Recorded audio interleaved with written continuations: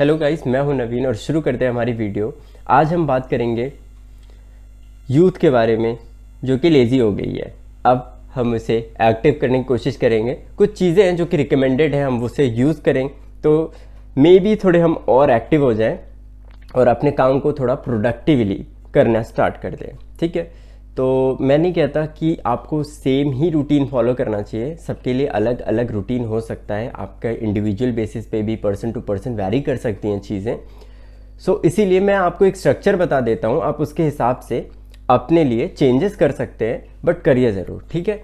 पहली चीज़ जो हमें करनी चाहिए वो है उठने सही टाइम पर। सही टाइम पर यानी कि अर्ली मॉर्निंग उठना ज़्यादा ज़रूरी है। हमारे हेल्थ बेनिफिट्स भी काफ़ी मिलते हैं इससे। और अर्ली मॉर्निंग आप उठ रहे हो अगर, तो एक टाइम आपका फिक्स्ड होना चाहिए। ऐसा नहीं कि आप कभी 5:30 बजे उठ रहे हो, कभी 6:30, कभी 7, कभी 8, कभी 10, कभी 12, कुछ पता ही नहीं है कब उठ रहे हो। ठीक है, तो आप एक टाइम डिसाइड कीजिए और डेली उसी टाइम पे उठिए। उसके दो फ़ायदे हैं। पहला तो आपके हेल्थ बेनिफिट्स, दूसरा आपका बॉडी को एक बॉडी क्लॉक होती है जो कि उसको पता चल जाएगा। सपोज़ आप डेली 7 बजे उठ रहे हो तो आपकी बॉडी ऑटोमेटिकली कुछ टाइम बाद 7 बजे आपको उठा देगी। ठीक है, और आप 7 बजे उठ के जो आपका मॉर्निंग रूटीन है वो कर सकते हैं। जितना प्रॉब्लम आपको स्टार्टिंग में होगा ना 7 बजे उठने में या 6 बजे उठने में, उतना प्रॉब्लम आपको 1 महीने बाद या 15-20 दिन बाद नहीं होगा। अब अपने आप ही उठ जाओगे और आपको नहीं फील होगा कि मैं इतने जल्दी उठ रहा हूँ। ठीक है, तो सबसे पहले अपना टाइम सेट कीजिए कि इस टाइम पे मुझे उठना हो, डेली ही इसी टाइम पर उठना है, ना 10 मिनट ऊपर ना 10 मिनट नीचे। ठीक है, सही टाइम पे उठिए। उसके बाद सबसे पहली काम अपने बॉडी के लिए, अपनी बॉडी को क्लेंस करिए। क्लेंस करने का सबसे अच्छा तरीका गर्म पानी यानी ल्यूक वार्म वाटर में आप नींबू, और अगर आपको नींबू अच्छा नहीं लग रहा है तो आप नींबू के साथ जो है शहद मिला सकते हैं। दोनों के ही अपने बेनिफिट्स होते हैं। क्लेंस करता है वो बॉडी को अच्छे से।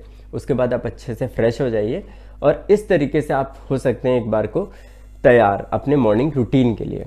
आप एक्सरसाइज कर सकते हैं सुबह। और सपोज़ आपको कोई वैसा हैवी ट्रेनिंग के लिए मैं नहीं कह रहा हूँ, बट आप एक्सरसाइज करेंगे, नॉर्मल आप जॉगिंग कर सकते हैं, रनिंग कर सकते हैं या फिर वॉकिंग कर सकते हैं, और थोड़ा बहुत अपना बॉडी मूवमेंट ज़रूरी है। ठीक है, ताकि आपकी बॉडी में एक एक्टिव फेस उसको मिल जाए। ओके, ये हमने अपने बॉडी की तरफ ध्यान दे दिया थोड़ा सा। इसके अलावा हम बॉडी को तो ध्यान दे दिया हमने, अब अगला स्टेप जो होगा वो होगा माइंड का। हमारे माइंड में ना चलता रहता है कि ये करना है, आज ये करना है, इसको इतने पहले करना है, इसको इस टाइम से पहले करना है। तो बहुत मतलब कॉम्प्लेक्शन बैठा के रखा होता है हमने अपने माइंड में। तो इसीलिए अपने माइंड को शांत करने का सबसे बेस्ट तरीका है मेडिटेशन। आप अपने ब्रीदिंग पे कंट्रोल करना सीखिए। ब्रीदिंग पे कंट्रोल एज इन आप ब्रीदिंग को बस सोचते हैं, उसके बारे में ब्रीदिंग को ही बस चेकआउट करते हैं कि आपका ब्रीथ कैसे ऊपर जा रहा है, नीचे जा रहा है, आप किस तरीके से सांस ले रहे हैं, किस तरीके से छोड़ रहे हैं। ठीक है, बस आपको फोकस अपने ब्रीथ के ऊपर करना होता है, कोई और चीज़ नहीं सोचनी होती। यही मेडिटेशन होता है, सिर्फ इतनी सी चीज़। इतना ही करना बहुत मुश्किल हो जाता है कुछ लोगों के लिए, क्योंकि ब्रीथ पे फोकस करते करते वो अपने ख्यालों में चले जाते हैं, अपने वही डेडलाइंस की तरफ चले जाते हैं, जो कि आपको नहीं करना है। आपको सिर्फ और सिर्फ ध्यान देना है अपने ब्रीदिंग पे। इस तरीके से आपका मेडिटेशन होगा और आपका माइंड एक बैलेंस स्टेट में आ जाएगा। बैलेंस स्टेट में है, आपका बॉडी जो है एक्टिव है, तो आप इस तरीके से पूरी तरीके से तैयार हैं अपनी प्रोडक्टिव वर्क को करने के लिए, काम को करने के लिए। ठीक है, आप काम पे जाओगे, काम में अपना जो भी इम्पॉर्टेंट काम है और अर्जेंट भी है साथ में, वो काम आप सबसे पहले करोगे। इम्पॉर्टेंट और अर्जेंट, इम्पॉर्टेंट मतलब वो काम जो आपके सिवा कोई और नहीं कर सकता है। ठीक है, तो वो काम आप सबसे पहले करोगे। देन दूसरा काम आप करोगे, इम्पॉर्टेंट है बट अर्जेंट नहीं है। ठीक है, वो काम आप दूसरे नंबर पे करोगे, जितने भी काम ऐसे हैं आपके पास। थर्ड काम है इम्पॉर्टेंट नहीं है बट अर्जेंट है, वो आप डेलीकेट करोगे। इम्पॉर्टेंट भी नहीं है, अर्जेंट भी नहीं है, आप वो काम नहीं करोगे। ठीक है, ये 4 चीज़ों में आप अपने ग्रिड्स को डिवाइड कीजिए, अपने कामों को डिवाइड करिए। कुछ दिनों में आपको पता चलेगा कि आपकी जो प्रोडक्टिविटी है वो काफ़ी अच्छी हो चुकी है।